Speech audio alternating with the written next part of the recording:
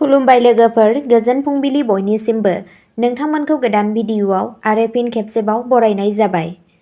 आं दिनै नोंथांमोननि सिगाङाव 27 आघोन 1436 मायथाइ एबा 8 डिसेम्बर 2024 मायथाइनि सानसेनि फानजामुथिखौ फरायथिनो लादों। आसा खालामो नोंथांमोना भिडिअखौ नायना मोजां मोनगोन।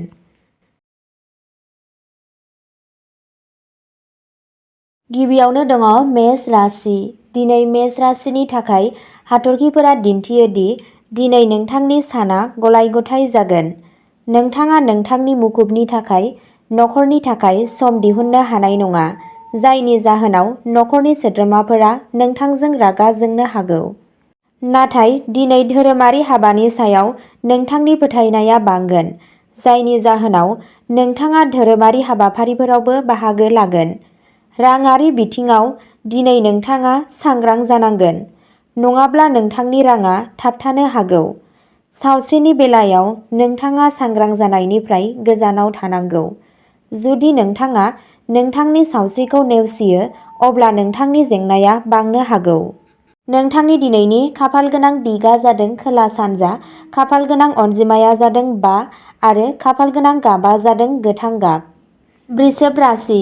वृषभ राशिनि थागिबिफोराबो दिनै मुलाम्फानि खरसानि थाखाय साखा-फारा जानांगोन। सानखौ गोदै मोनदांथिफोरजों बारहोनाय जागोन। दिनै नोंथाङा गथ'फोरजों सोमोन्दो गोनां माखासे मोजां खौरां आरो खौरां मोननो हागोन। नाथाय मोनाबिलियाव नोंथाङा मोनसे आयदानि सायाव जिंगा आरो नारसिननाय जानो हागौ। आथिखालाव रांखान्थियारि बिथिङाव नोंथांनि हाथरखिफोरा दिन्थियो दि जुदि नोंथाङा रां थिसननो सानदोंब्ला, अब्ला नोंथाङा दिनै बांसिन रां थिसननायनिफ्राय गोजानाव थानांगौ। मोनाबिलियाव नोंथाङा नोंथांनि सावस्रियाव गुरैबो मोनदांनो हायो। अदेबानि, नोंथांनि मोजां मोननाय आरो गोरोबलायनाया नोंथांनि जुलि जानाय जिउआव थागोन। नोंथांनि दिनैनि खाफालगोनां दिगआ जादों खोला-सोनाब, खाफालगोनां अनजिमाया जादों 7 आरो खाफालगोनां गाबआ जादों ब्राउन। मिथुन राशि। नोंथाङा दिनै खुसि जागोन मानोना नोंथाङा नोंथांनि फालांगियाव गोबां मुलाम्फा मोनगोन। नाथाय दिनै नोंथाङा नोंथांनि बिबुंथियाव सांग्रां थानांगोन आरो मानसिफोरनो जेबो बुंनायनि सिगां सोदोबफोरनि बादै साननांगोन, नङाब्ला सुबुंफोरा रागा जोंनो हागौ। जुदि नोंथाङा दिनै दावबायनो थियारि जागासिनो, अब्ला सांग्रांथि आरो सांग्रांथिखौ आबुङै जोथोन ला। माबा मोनसे अनजाथाव आरो बेसेनगोसा जिनिसखौ खोमानो एबा खावनो गिनाय दं, बेनिखायनो दिनै नोंथाङा सांग्रां जानांगोन। नखरारि जिउनि बेलायाव दिनैनि साना नोंथांनि थाखाय मोनसे रमान्टिक सान जागोन। नोंथाङा गथ'फोरनिफ्रायबो खुसि मोनगोन। नोंथांनि दिनैनि खाफालगोनां दिगआ जादों खोला-सानजा, खाफालगोनां अनजिमाया जादों 5 आरो खाफालगोनां गाबआ जादों गोमो गाब। कर्क राशि। दिनै केन्सारनि थाखाय हाथरखिफोरा बुङो दि दिनै नोंथाङा बुजिनायजों थाबायनांगोन। दिनै नोंथाङा माखासे आयदाफोराव दुखु मोनगोन। जुदि मोनसे आयेनारि गसरा सोलिगासिनो दं, अब्ला दिनै नोंथांनि गोनो-गोथोआ बेयाव बांनो हागौ। थिरांथाखौ माखासे समनि थाखाय दोनथ'नो हागौ।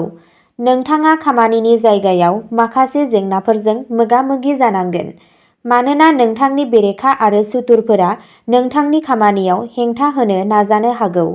बेनिखायनो दिनै नोंथाङा बिसोरजों सांग्रां आरो सांग्रां जानांगोन। फरायसाफोरा दिनै हास्थायनाय फिथाय मोननानै गोजोनगोन। दिनै बेलासियाव नोंथाङा सोरबा बाहागिनि न'आव थांनो हागोन। नोंथांनि दिनैनि खाफालगोनां दिगआ जादों सा-सोनाब, खाफालगोनां अनजिमाया जादों 6 आरो खाफालगोनां गाबआ जादों कमला गाब। सिंह राशि। दिनै नोंथाङा बेखौ नोंथांनि नखरनि सासे गागि सोद्रोमानि हेफाजाबजों फोजोबनो हागोन। गावसोरनि साख्रिनि फालांगिखौ सोलायनो नाजानाय सुबुंफोरा दिनै माखासे मोजां खाबु मोनगोन, जाय बिसोरनि रांखान्थियारि थासारिखौ गोख्रों खालामगोन। मोजां मोनलायनाय जिउआव दिनै नोंथाङा गावनि मोजां मोनग्रानिफ्राय खुसि मोनगोन। जुदि नोंथाङा सोरजोंबा रांनि ट्रेन्जेकसन खालामनो सानदों, अब्ला एसे नेथ', नङाब्ला नोंथाङा बेयाव खहा जानांनो हागौ। दिनै नोंथाङा नोंथांनि बिहाव-बिखुनजोनिफ्राय राङारि मुलाम्फा नुनो मोनदों। जुदि नोंथाङा दिनै बबेहायबा थांनो सानदोंब्ला, अब्ला हरखाबै गारिनि गाज्रि जानायनि जाहोनाव खरसायाबो बांनो हागौ। नोंथांनि दिनैनि खाफालगोनां दिगा जादों सा सोनाब, खाफालगोनां अनजिमाया जादों 3 आरो खाफालगोनां गाबा जादों गोमो गाब। कन्या राशि। दिनै कन्या राशिनि सुबुंफोरा गियान बिगियानाव गोसो जागोन आरो माबा मोनसे गोदान सोलोंनो नाजागोन। बिगियासु गोसो जानाया दिनै बिसोरनो मुलाम्फा होगोन। दिनै नों फालांगियाव मुलाम्फा मोनगोन। नोंथाङा नोंथांनि सानथांखिफोरखौ मावफुंनायाव जाफुंसार जागोन। दिनै नोंथाङा नखरनि गावनि बिदा फंबायफोरजों गोरोबलायनाय लाखिगोन आरो बिसोरनि मददजों नोंथांनि खामानिया आबुं जागोन। दिनै नोंथाङा माखासे बोथोरारि बेरामफोरजों गोहोम गोग्लैनो हागौ, जायनि जाहोनाव नोंथाङा बेलासियाव मेंनाय, खर' सानाय, लोमजानाय बायदि माखासे जेंनाफोरजों मोगा-मोगि जानांनो हागौ। दिनै नोंथाङा गावनि बिहाव बिखुनजोनिफ्राय राङारि मुलाम्फा मोननो हागोन।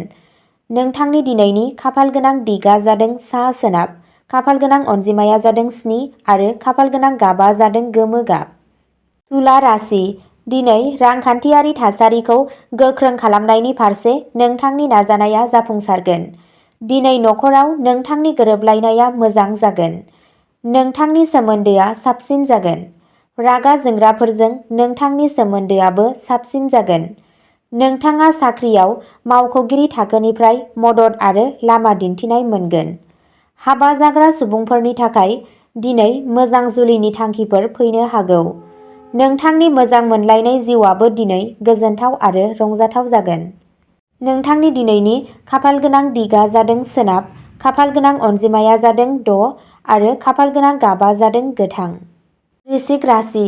दिनैनि साना वृश्चिक राशिनि सुबुंफोरनि थाखाय मोनसे गोजोनथाव सान जागोन।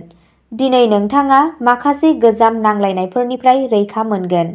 जुदि नोंथाङा साख्रियाव नोंथांनि जायखिजाया लोगोफोरजों नांलाय-खमलाय जागासिनो दं, अब्ला बेयो दिनै जोबगोन आरो नोंथांनि गेजेराव गोरोबलायनाया बांगोन।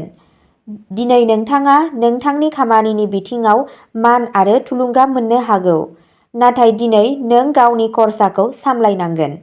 जुदि नोंथाङा बेबादि खालामाब्ला बेयो नोंथांनि रांखान्थियारि थासारिखौ गोहोम खोख्लैनो हागौ।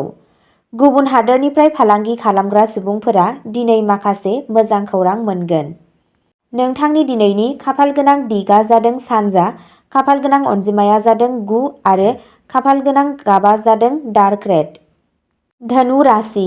नोंथाङा नोंथांनि फालांगियाव आन्दोनि सुथुरफोर आरो मेगन सानाय लोगोफोरजों सांग्रां जानांगोन, मानोना बिसोरो नोंथांनि खामानियाव हेंथा होनो हागौ। दिनै साख्रियाव नोंथाङा माखासे आरोंदायारि जेंनाजों मोगा-मोगि जानांनो हागौ। नोंथांनि जायखिजाया खामानियाबो दिनै थाबथानो हागौ। बेनिखायनो बिथांखि लानायजों खामानियाव गोसो हो। दिनै नोंथाङा सोरखारि सेक्टरनि खामानियाव जेंनाजों मोगा-मोगि जानांनो हागौ। दिनै नोंथाङा रावनोबो रां दाहार होनाया मोजां, नङाब्ला नोंथांनि राङा थाबथानो हागौ। दिनै नोंथाङा नोंथांनि बिहाव बिखुनजोनिफ्राय मुलाम्फा आरो मान मोनगोन। नोंथांनि दिनैनि खाफालगोनां दिगा जादों सा सानजा, खाफालगोनां अनजिमाया जादों 5 आरो खाफालगोनां गाबा जादों गोजा गाब। मकर राशि। मकर राशिनि हाथरखिफोरा बुङो दि दिनै नोंथाङा मोनसेनि उनाव मोनसे मोजां खौरां मोनबाय थागोन, जाय नोंथांनि गोसोखौ खुसि खालामगोन आरो नोंथाङा नोंथांनि नखरनि सोद्रोमाफोरजों बबेहायबा बायजोआव थांनो सानथांखि लानो हागोन। नाथाय नोंथाङा सासे गथ' एबा बैसो जानायफोरनि सावस्रिनि बागैबो जिंगासिनो हागौ। दिनै नोंथाङा नोंथांनि माखासे बेरेखाफोरनि थाखाय गोसोआरि जेंनाजों मोगा-मोगि जानो हागौ। नोंथाङा बेलासिखौ गावनि बिमा-बिफानि सिबिनायाव बारहोगोन। नोंथांनि दिनैनि खाफालगोनां दिगा जादों सानजा, खाफालगोनां अनजिमाया जादों 8 आरो खाफालगोनां गाबा जादों रेजें गोथां। कुम्भ राशि। कुम्भ राशिनि हाथरखिफोरा दिन्थियो दि जायफोरा राजखान्थियाव हाबनो नाजायो बिसोरो दिनै माखासे गोदान खाबु मोनगोन। दिनै समाजारि बिथिङाव नोंथांनि बाहागो लानाया बांगोन आरो नोंथाङा मान मोनगोन। दिनै नोंथाङा सासे खाथि लोगोखौ लोगो हमनो हागौ। जुदि नोंथाङा दिनै खाथियाव एबा गोजाननि दावबायनायाव थांनो सानदोंब्ला, अब्ला बेयो नोंथांनि थाखाय मुलाम्फा गोनां जागोन। नोंथाङा गोसो गुदुं दावबायनायखौ रंजानो हागोन। दिनै नोंथाङाबो सोरखारजों मान होजानो हागौ। नोंथाङा नोंथांनि जिउ लोगोरिखौ बेलासियाव शपिं खालामनो लांनो हागोन। नोंथांनि दिनैनि खाफाल गोनां दिगा जादों खोला, खाफाल गोनां अनजिमाया जादों 9 आरो खाफाल गोनां गाबा जादों गलापि गाब। मीन राशि। दिनै मीन राशिनि हाथरखिफोरा दिन्थियो दि नोंथाङा गोजाम नांज्लायनाय आरो जेंनाफोरनिफ्राय उदां जागोन। दिनै नोंथाङा खुसि आरो गोजोन मोनगोन आरो नोंथाङा सासे खाथिनि सोमोन्दोआरिनिफ्राय खुसि मोनगोन। दिनै नोंथांनो नखरनि सोद्रोमाफोरजों मोनसे अनथोब होनो हायो, जाय नोंथांखौ खुसि खालामगोन।